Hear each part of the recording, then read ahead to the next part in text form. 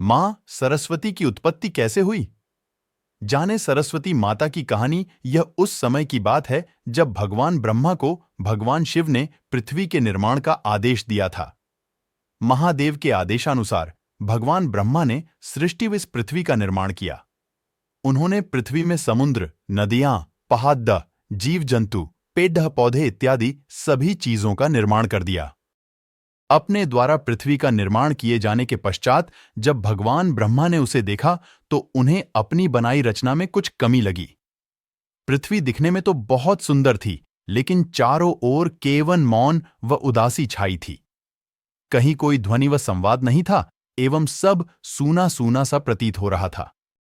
कहीं कोई ध्वनि व संवाद नहीं था एवं सब सूना सूना सा प्रतीत हो रहा था। कहने का तात्पर्य यह हुआ कि पृथ्वी में कहीं भी कोई ध्वनि या संगीत नहीं था, जिस कारण पक्षियों के चहचहाने, नदियों के बहने, हवा की सरसराहट इत्यादि कुछ भी सुनाई नहीं पड़ रहा था। यह देखकर भगवान ब्रह्मा अपनी रचना पर अत्यंत दुखी हो गए और इसका उपाय निकालने भगवान विष्णु के पास गए। दुखी मन से भगवान ब्रह्मा विष्णु लोक पहुंचे और उनके सामने अपनी समस्या रखी।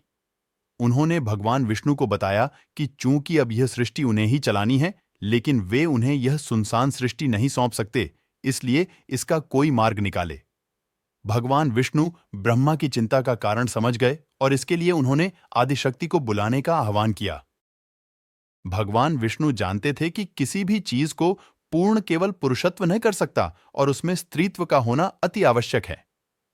भगवान विष्णु के द्वारा आह्वान किए जाने पर मां आदिशक्ति वहां प्रकट हुई ताकि वे एक नई दैवीय शक्ति को जन्म दे सके।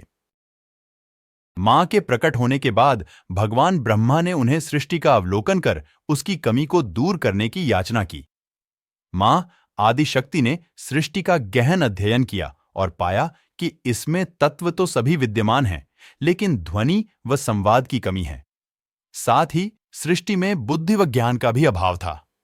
अब मां को एक नई शक्ति का विकास करना था जो सृष्टि की इस कमी को दूर करने के लिए मां दुर्गा के शरीर से एक तेज उत्पन्न हुआ व उसमें से श्वेत वस्त्रों में 4 हाथों वाली एक दिव्य नारी प्रकट हुई। उसने अपने 2 हाथों में वीणा पकड़ डीडीएच रखी थी व तीसरे में वर्णमाला और चौथे हाथ में पुस्तक ले रखी थी। उस नारी का नाम सरस्वती रखा गया। मां सरस्वती ने प्रकट होते ही अपनी वीणा से मधुर संगीत बजाया। वीणा का संगीत बजते ही विश्व के समस्त प्राणियों में वाणी का विकास हुआ। वायु में सरसराहट होने लगी, जलधारा में कोलाहल हुआ व पूरा विश्व मानो चहक सा उठा।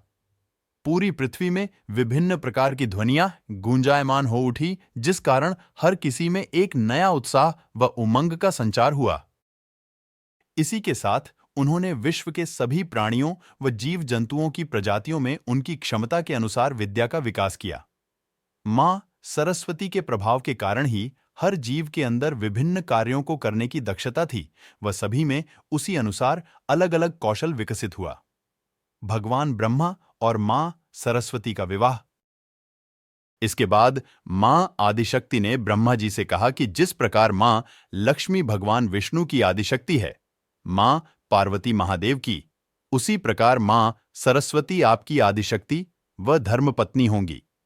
मां आदिशक्ति के कहेनुसार भगवान ब्रह्मा ने मां सरस्वती को अपनी अर्धांगिनी के रूप में स्वीकार कर लिया। इस कारण हम